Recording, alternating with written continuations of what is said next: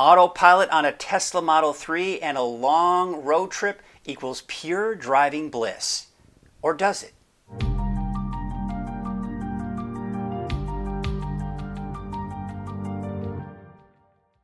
Now earlier I posted a video documenting my 4,000-mile road trip. Now if you haven't had a chance to check it out, be sure to watch it. I'll post a link to it at the description below.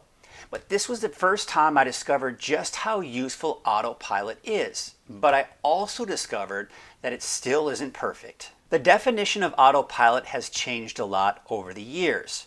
So when I purchased my Tesla Model 3 long-range, rear-wheel drive, I had the option to purchase of what once was called Enhanced Autopilot. This included auto steering, lane changes, summon, auto park, and eventually navigate on Autopilot. Now if I wanted to shell out even more cash, I could have opted in for full self-driving, which still doesn't exist to this day. It just promised you would be first in line to get it, along with a quote-unquote free upgrade to the version 3 hardware that's needed for full self-driving. Now less than a year later, Elon Musk announced if you don't have Enhanced Autopilot or full self-driving, you can get both for $5,000.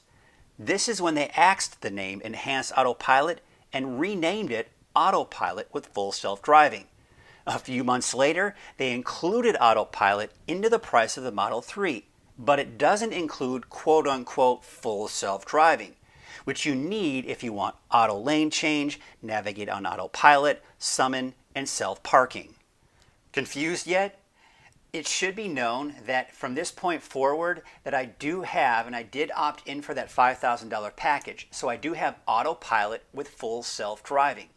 That way, if you haven't ordered your Tesla Model 3 yet, you can make an informed decision as to whether or not you want to upgrade to full self-driving or not. Driving 4,000 miles round trip is a long drive, especially when you don't share any of those miles with another driver. Now what tends to happen is, for me, with hours and hours behind the wheel, I tend to get this pain in my left shoulder blade to the point, really, of unbearable pain. And the last time I took this trip, I ended up buying heat pads and a neck massager to help with the pain, but there was only minor relief. However, this time, the pain was reduced significantly. And on a scale of 1 to 10, the pain went from a 10 to a 3. This time I didn't need the massager and I didn't need the heat pads. It's clear to me that by only resting my hand on the wheel without having to steer the car significantly reduced the stress in the area I was getting the pain. That alone was well worth the cost and made the trip much more enjoyable. Autopilot also significantly reduces fatigue. Now don't get me wrong, you still have to keep your eyes on the road and be aware of your surroundings, but you can still let the car do most of the driving. No need to worry about keeping in your lane. The car will do that for you. And if you have full self-driving, the car will change lanes for you, because Navigate on Autopilot will take exits for you and you don't have to worry about missing an exit. It truly is a stress reliever and without a doubt makes driving long distances so much easier. Now since the car is doing most of the driving for you, it's so much easier to take in the sights. But again, you've got to keep your eyes on the road and be aware of your surroundings. But when there's literally no traffic, you're able to take in the sights a lot easier. Where we were driving, there were some beautiful areas like the desert in western Nevada and the beautiful red rocks in Arizona. It was just nice to be able to sit back and enjoy the sights. Now, since I don't live in a large city, I can't truly appreciate the advantages of Autopilot in stop-and-go traffic. But let me tell you, it is as wonderful as everyone else says it is, especially those people who have to drive in bumper-to-bumper traffic on a regular basis. Let's face it, driving in stop-and-go traffic is stressful.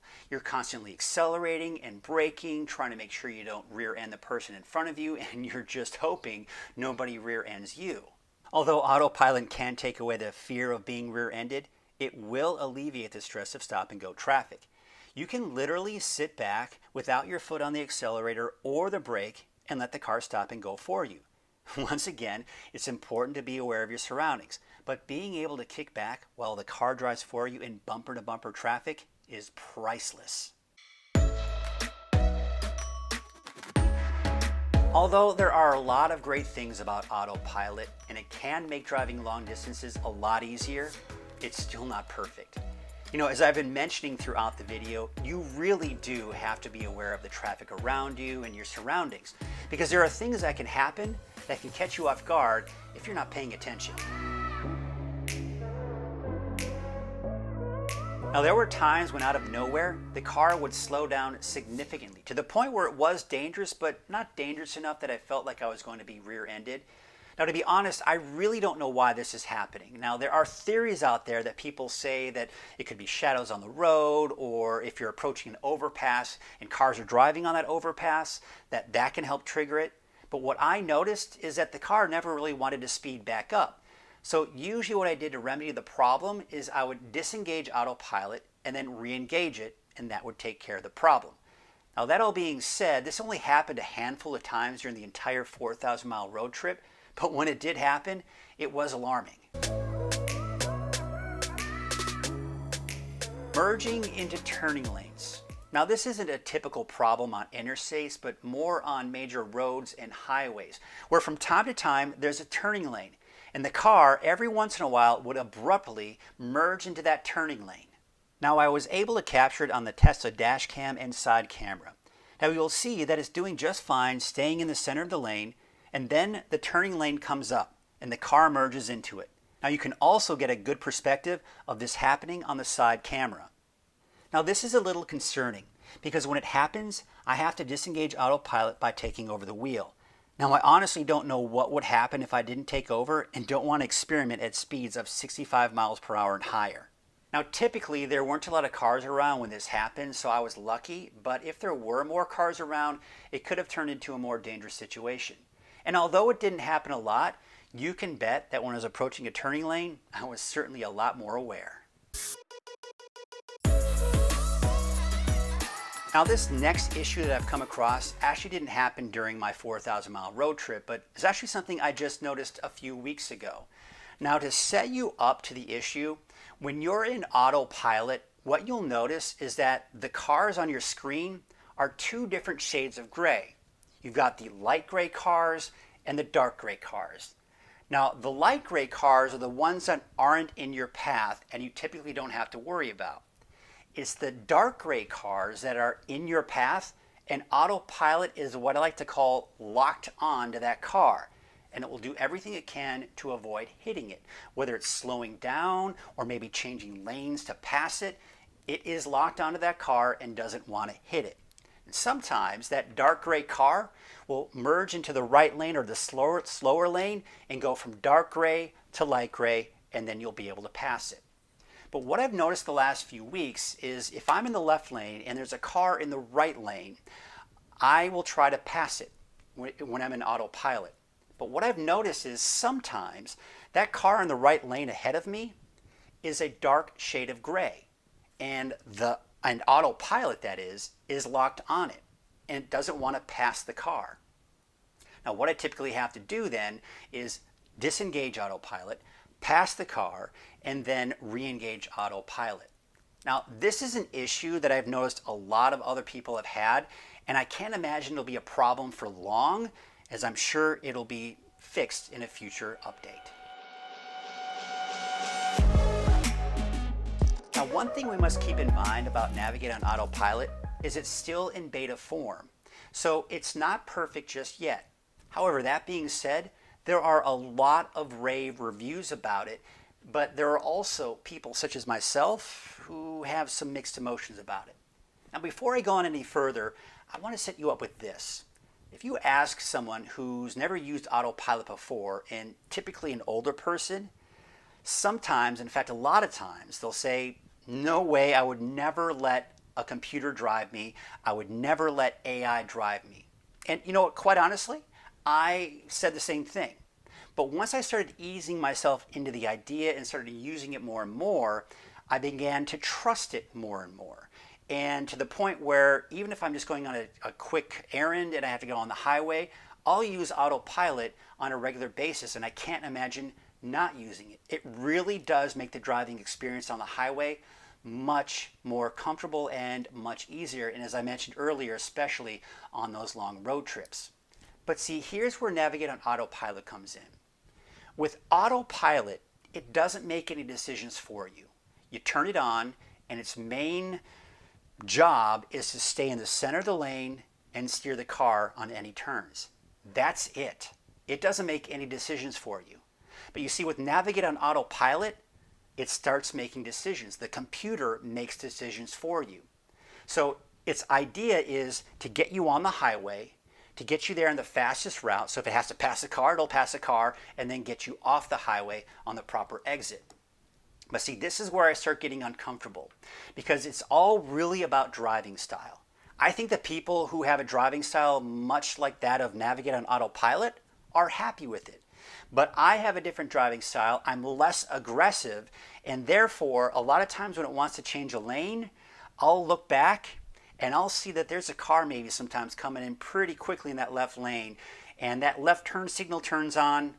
I typically tap the cancel lane change because I'm not comfortable with how fast that car may be coming in. Now, most likely, the car will wait until that car passes, but there have been times where it will start going in that lane, then eventually it sees that car coming, and it abruptly goes back into the original lane. So again, still not perfect. I'm not comfortable with it. So a lot of times if I'm driving in a congested city, I will turn off Navigate on Autopilot and make lane changes on my own. And as I go on to less congested highways, that's when I'll typically use it. But again, still not always 100% comfortable with the decisions that Navigate on Autopilot makes. So really, in the end, what it comes down to is this.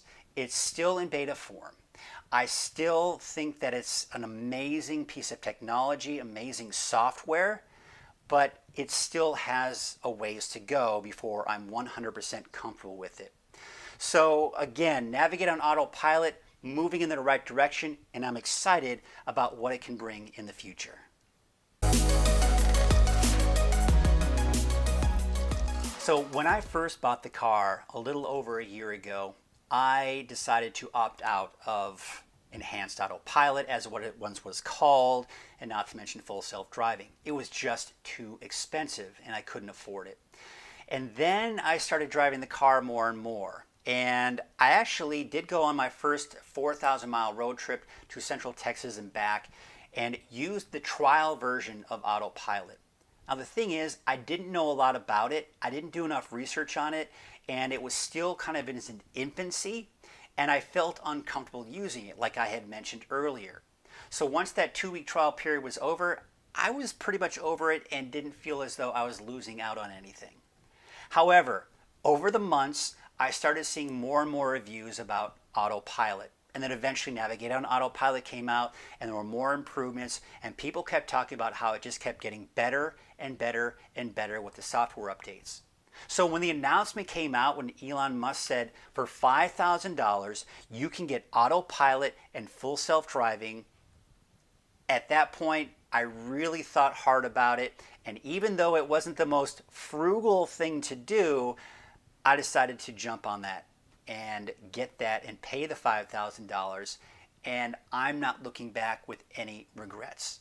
As I mentioned, it just really made my road trip so much easier, so much better.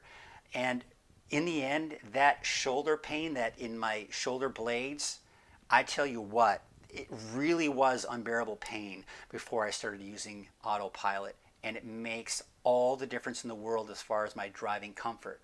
It also makes all the difference in the world for driver's fatigue and being able to just enjoy the drive much better.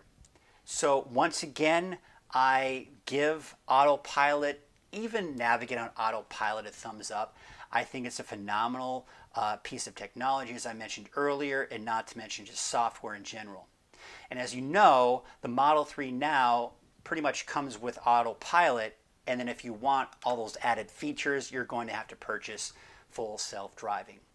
So that is my take on Autopilot with full self-driving, especially on a long road trip.